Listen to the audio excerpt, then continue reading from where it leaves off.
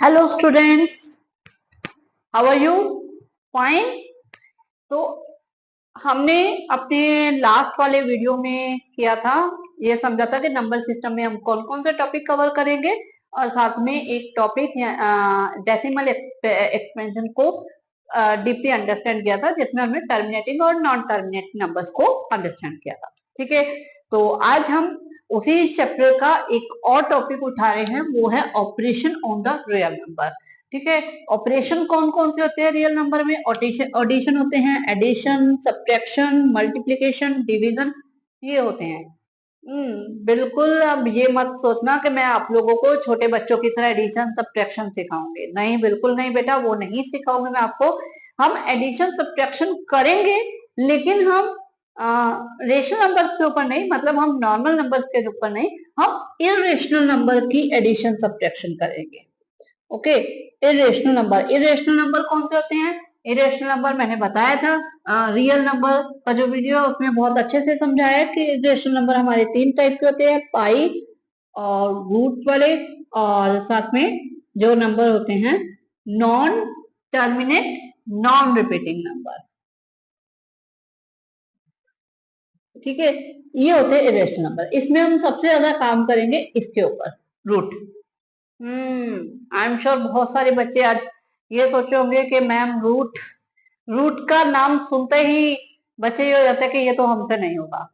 लेकिन बेटा रूट इतना भी टफ नहीं होता, अगर आप उसे अच्छे से अंडरस्टैंड करो, उसके ऊपर ऑपरेशंस कैसे अप्लाई करना है, कैसे रूट वाली टर्म को एडिशन करना है, कैसे सब्ट्रैक्शन करना है, कैसे मल्टीप्लाई करना है, कैसे डिवाइड करना है, उसके जो आइडेंटिटीज हैं उनको फॉलो कर लो और रेशनलाइजेशन आ जाए, तो रूट भी इतना टफ नहीं होता। तो आज मैं आपको यही बताने वाली हूँ कि रूट के ऊपर हमें काम कैसे करना है। ठीक है, तो हम स्टार्ट करते हैं। सबसे पहले आपको ये बता दूं कि कोई भी अगर रेशनल नंबर है, रेशनल नंबर कौन से होते हैं? चाहे वो 7 है, ठीक है, 5/2 है, -1/2 है। ओके, कोई भी रेशनल नंबर है, उसमें उसके साथ अगर कोई इरेशनल नंबर प्लस में आ जाए, माइनस में आ जाए, मल्टीप्लाई में आ जाए या डिवाइड में आ जाए, तो वो नंबर भी एक इरेशनल नंबर बन जाएगा। कैसे? 7 आपको पता है एक रेशनल नंबर है, एक इंटीजर है कह सकते हो। इसमें अगर मैंने मल्टीप्लाई में √5 लगा दिया, मल्टीप्लाई में लगा दिया, तो ये क्या हो गया? एक इरेशनल नंबर बन गया। ओके, ये एक इरेशनल नंबर है, अब इसे इरेशनल में काउंट करेंगे। इसी तरह 7 है, इसके डिवाइड में मैंने √5 लगा दिया, तो ये क्या हो गया? एक इरेशनल नंबर बन गया।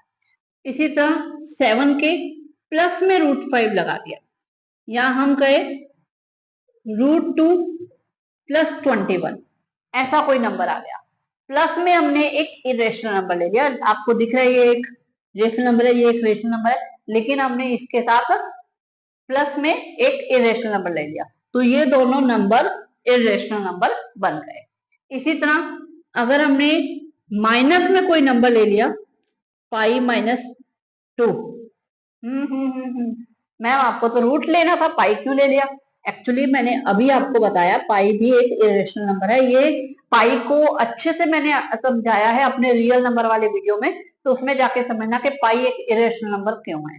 ठीक है, तो पाई एक इरेशनल नंबर है, तो पाई के साथ भी प्लस माइनस मल्टीप्लाई डिवाइड में अगर कोई रेशनल नंबर आ जाता है, कोई इंटीजर आ जाता है, कोई फ्रैक्शन आ जाती है, तो वो भी एक इरेशनल नंबर बन जाएगा। Okay, clear? ठीक है, तो अब हम स्टार्ट करते हैं कि कुछ आइडेंटिटीज बताऊंगी। सबसे पहले मैं एडिशन के ऊपर जाती हूँ कि हमें रूट्स वाले नंबर या इरेशनल नंबर जो होते हैं, रूट वाले जो नंबर होते हैं स्पेशली, उनके ऊपर हम कैसे एडिशन सब्ट्रैक्शन अप्लाई करते हैं। ठीक है, तो उसके लिए पहले कुछ आइडेंटिटीज बता देती हूं मैं। अगर आपके पास √a, m√a, n√b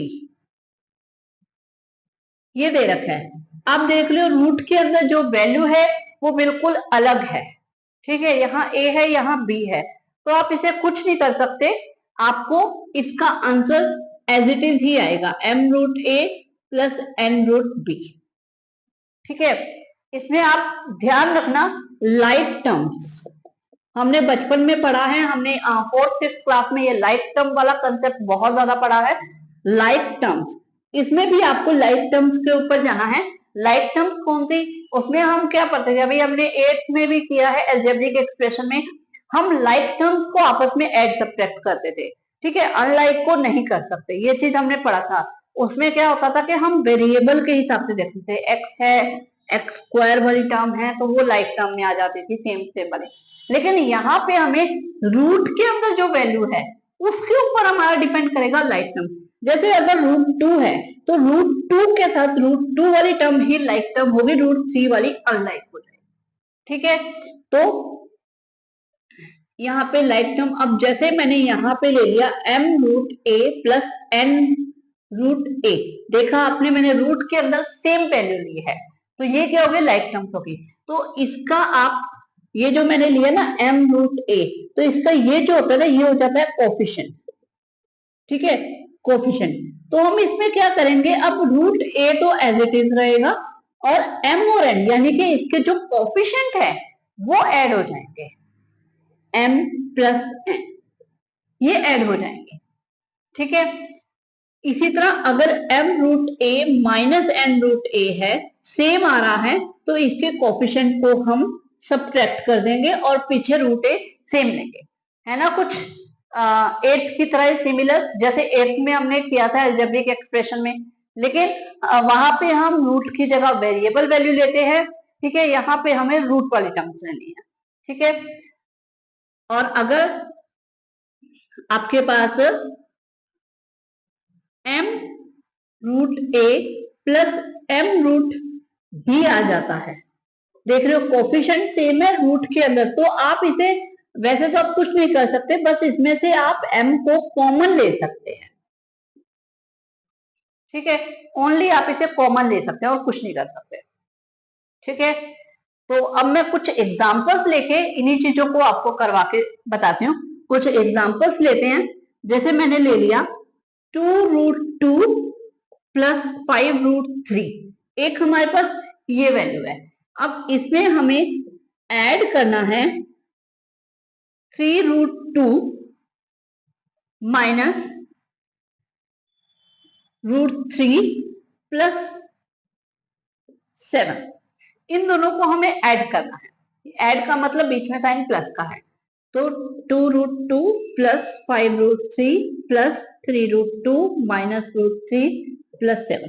अब क्या करेंगे, ये जो √2 वाली टर्म है, √2 वाली टर्म के साथ सॉल्व करेंगे। इसमें आप देख रहे हो ये प्लस का साइन है, ये भी प्लस का साइन है, तो प्लस प्लस क्या होता है, प्लस, यानी इनका हमें सम करना है। √2 तो एज इट इज आ जाएगा, 2 प्लस 3 ये आ जाएगा 5, इसमें कोफिशिएंट हमने ऐड कर दिया।